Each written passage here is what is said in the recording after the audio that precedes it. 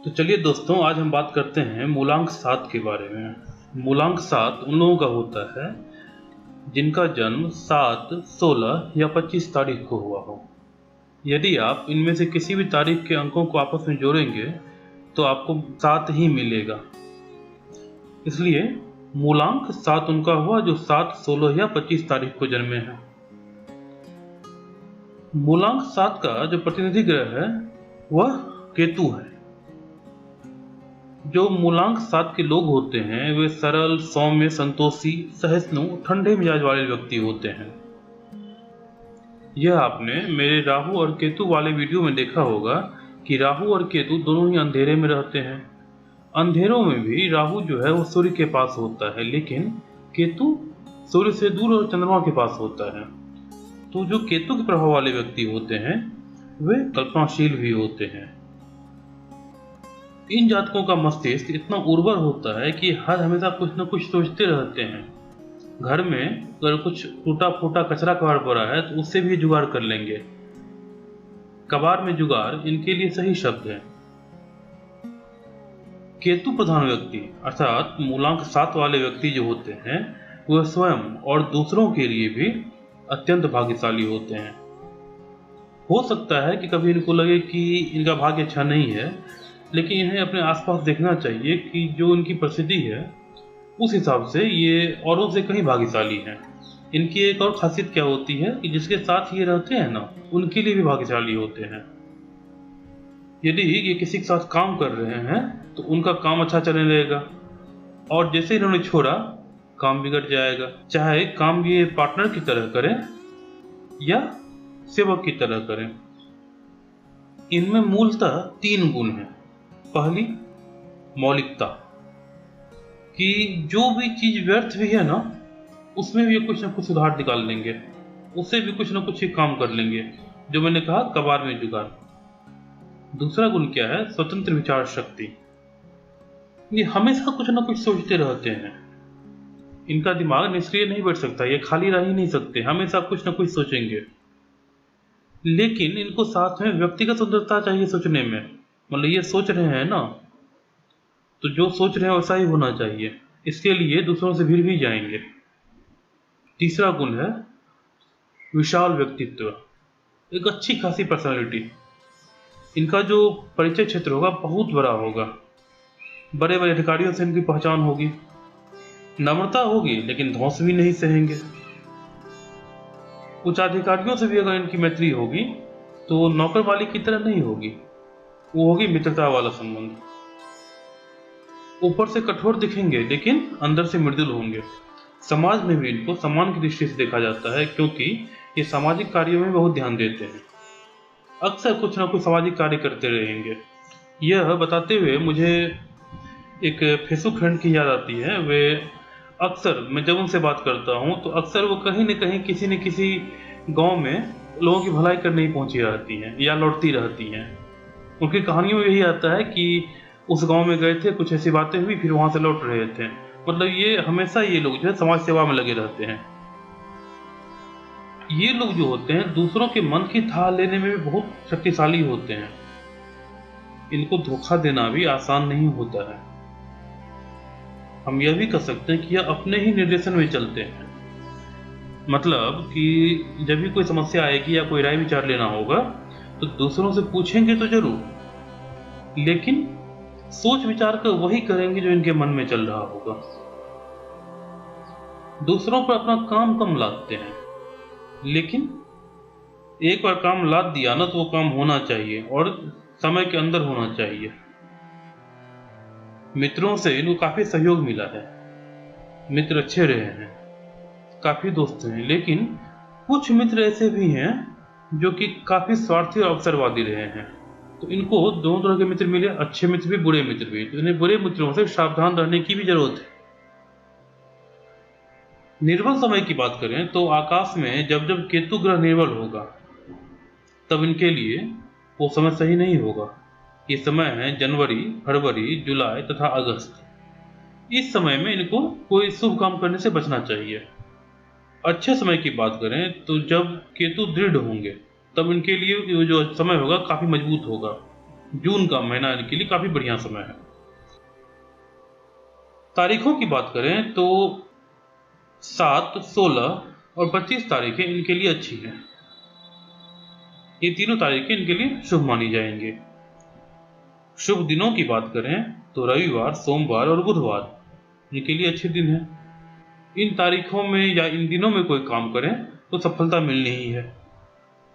रंग की बात करें तो इनका रंग सफेद है, लेकिन सफेद से भी बढ़िया जानते हैं, इनके लिए हल्का नीला रंग है, जो लाइट ब्लू कलर होता है ना वो। तो इनको चाहिए कि कपड़े सफेद पहने, लेकिन घर की सजावट जो हो वो हल्के नीले में करें। रत्न की बात करें तो इनका रत्न लहसुनिया है। लहसुनिया को संस्कृत में सूत्रमणि कहते हैं और अंग्रेजी में कैट्स आई कहते हैं। जब आप लहसुनिया को लेकर देखिएगा ना तो उसमें एक धारी टाइप की बनती है और ऐसा लगेगा जैसे कि अंधेरे में बिल्ली की आंख चमक रही हो, ऐसा वो दिखने में लगता है लहसुनिया। इतनी पतली पतली धारियां होती है सफेद सफेद। लहसुनिया कई रंग में आता है, हरा, सफेद, पीला, काला, भूरा।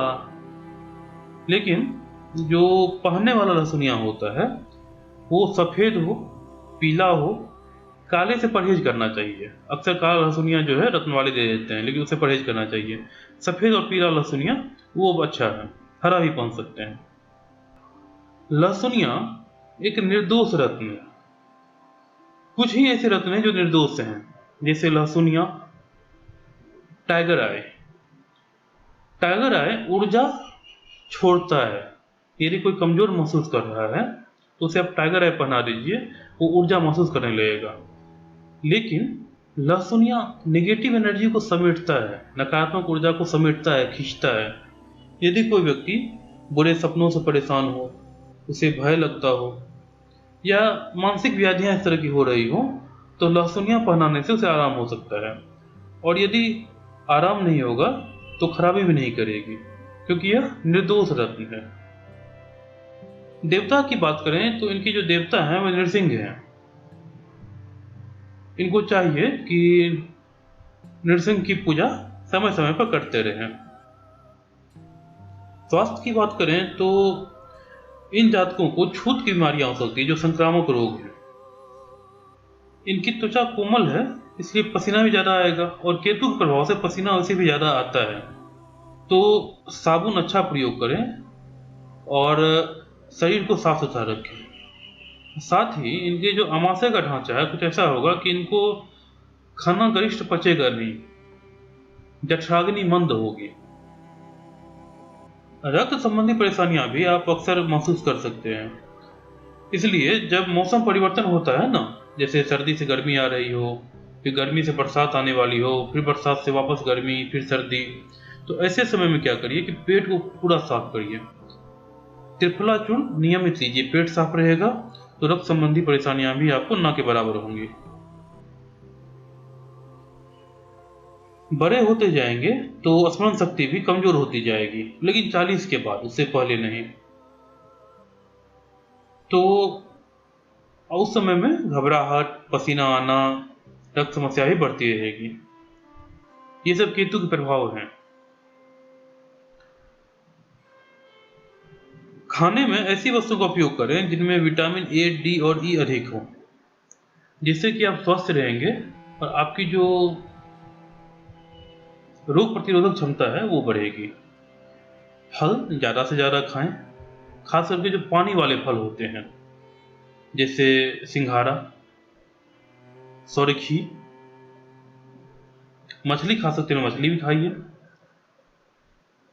धूम्रपान से बचें, क्योंकि आपको जो है फेफड़ों की दुर्बलता हो सकती है।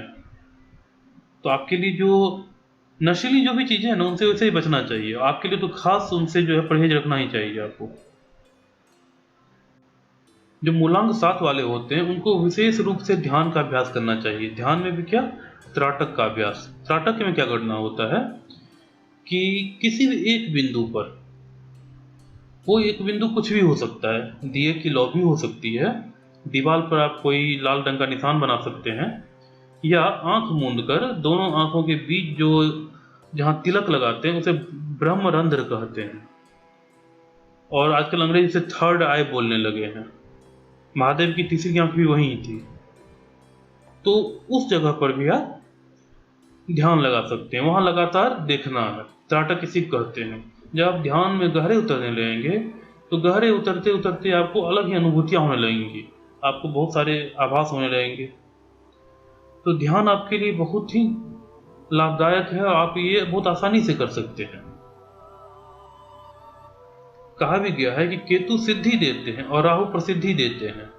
तो केतु का एक प्रभाव ये भी है कि जो भी काम इस तरह के हैं जहां आप ध्यान वगैरह कर सकते हैं, सिद्धियां हासिल कर सकते हैं, वो आपके लिए आसान है। जब आपको किसी तरह परेशानी हो, दुख में हो, तो आपको चाहिए कि आप ऐसी जगह जाएं जहां पानी बहता हो। जिससे कहीं कहीं छोटी नदियां, बरसाती नदियां बहती हैं, वहां जा सकते हैं, या गंगा किनारे, यमुना किनारे, या आपके आसपास जो भी नदी झरना जहां भी है वहां चले जाएं। मित्रता की बात करें तो आपके लिए जो लोग 7 या 1 मूलांक वाले हैं वो अच्छे मित्र साबित होंगे। 7 या 1 मूलांक किनका होगा? जिनका जन्म इन तिथियों को हुआ हो: 1, 10, 19, 28, 7, 16, 26 और 25। ये लोग आपके लिए बहुत विश्वसनीय सिद्ध होंगे। आपकी विशेषताओं की बात करें तो आप साहसी हैं। बड़े से बड़ा खतरा उठाने के लिए आप तैयार रहते हैं, लेकिन आप अपने अंदर के साहस से अपरिचित हैं। जरूरी है कि आप अपने को पहचानें। जैसे हनुमान की पहचान जामवंत ने करवाई थी, वैसे आपको भी चाहिए कि आप भी अपने आप को पहचान लें। जरूरी नहीं कि हर हनुमान को एक जामवंत मिल ही जाए। व्यापारी हैं तो ओवरसीज बिजनेस करने की सोचिए, इंपोर्ट एक्सपोर्ट, क्योंकि समुद्र पार आपका व्यापार अच्छा चलने की संभावना है। आप परिश्रमी हैं, लेकिन आपका परिश्रम जो है कई बार व्यर्थ होता है। क्यों होता है? क्योंकि आपका परिश्रम गलत दिशा में हो जाता है। सही दिशा क्या है? आपके लिए व्यापार सही दिशा है। और व्यापार भी क्या? ऐसा व्यापार जिसमें लोहे और बिजली का समावेश हो, जैसे मोटर बनाना, पंखे बनाना, कंप्यूटर बनाना, रेडियो बनाना, ये सब तरह की चीजें जो इंजीनियरिंग वर्क से हैं वो आपके लिए अच्छे हैं। सावधानियों की बात करें तो आपके लिए क्या सही है कि देखिए, दूसरों का हित अच्छी बात है, लेकिन ऐसा भी ना हो कि दूसरों के हित करने में उलझ के रह जाए, या दूसरों के हित करने में अपना हित अहित ना सोच सकें। तो इस चीज से बचिए। नदी तालाब के गहरे जल में ना जाए। आपका मस्तिष्क तो उर्वर है, बहुत तेज आपके पास विचार आते हैं और आप हमेशा नई नई बात सोचते रहते हैं, लेकिन ये नहीं करना है कि हमेशा नया ही सोचते रहें, बार बार विचार बदलते रहें। विचारों पर स्थिर रहना है। आपके लिए जरूरी है कि आप मानसिक श्रम के साथ साथ शारीरिक श्रम भी करें। जब तक आप शारीरिक श्रम नहीं करेंगे ना, आपकी प्रगति मंदी रहेगी। तो श्रम करिए जो कि आपके खून को तेज करने में काम आएगा और आपका मस्तिष्क और बढ़िया से काम करेगा, प्रगति और अच्छी होगी आपकी। समय की अवहेलना मत कीजिए, हर काम को कल पर मत टालिए। यह आपके जीवन की बहुत बड़ी कमजोरी है। दूसरों पर आश्रित रहना भी आपके लिए ठीक नहीं है। अपना काम अपने से करिए। देखिए, जब आपकी उम्र 34 साल हो जाएगी, उसके बाद आपकी आर्थिक संपन्नता शुरू होने लगेगी और समय बीतता जाएगा, आप धनिक होते जाएंगे। लेकिन ध्यान रखना है कि धन का घमंड ना हो जाए। यदि आप कोई भी काम करेंगे और सतर्क रहेंगे तो आपको लाभ बहुत ज्यादा होगा, लेकिन साथ में सावधान रहना है कि जरा सा भी असावधान हुए ना तो हानि भी बहुत होगी आपको। आपके जीवन में धन प्राप्ति के अवसर बहुत आएंगे और धन हानि के भी। तो ये जो बार बार उतार चढ़ाव होगा, इनके प्रति सतर्क रहने की जरूरत है। बिल्कुल सावधान रहें, नहीं तो ऐसा भी हो सकता है कि जहां लाभ होने का वहां हानि हो गई।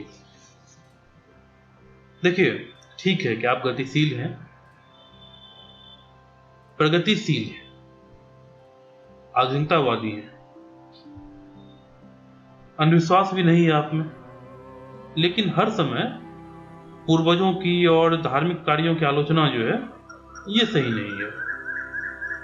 थोड़े सहिष्णु बनना चाहिए आपको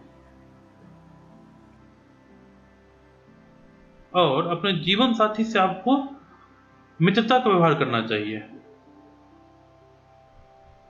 उनके विचारों की अवहेलना ना करें और ना ही उनकी दूसरों से तुलना करें। अरे देखो फलां की बीवी या फलां का पति ऐसे करता है या ऐसा है वैसा है, आपको जो मिला है वो बहुत बेहतर है, ये बात समझिए। हो सकता है कि आपको बीच बीच में यात्रा के कारण यात्राओं से आपका आकर्षण ना हो, लेकिन ये भी समझिए कि आपके जीवन में यात्राएं बहुत ही भाग्यशाली होंगी। जो व्यापार यात्राओं से होंगे, जैसा मैंने पहले कहा, विदेश की यात्रा या इंपोर्ट एक्सपोर्ट वाला जो व्यापार है वो करिए, तो यात्राओं वाले व्यापार आपके लिए बहुत लाभकारी साबित होंगे। एक चीज और ध्यान रखें, कभी भी जो ना हड़बड़ी में कोई काम ना करें, उतावलेपन में जाकर कोई काम शुरू नहीं कर देना है। कार्य को समझें, उसमें सोचें, उस चीज पर आराम से विचार करें और फिर उस काम में हाथ डालें। कमीशन वाले काम ना करें, और वो जो आजकल चलने लगा है मल्टी लेवल मार्केटिंग, खुद जुड़ो और चार को जोड़ो, उससे एकदम सावधान रहें। उससे तो हर किसी को सावधान रहना चाहिए कि वो ठग भरे पड़े हैं कि वो साल भर में मर्सिडीज घर पे लगाते हैं। भाई संभव ही नहीं है।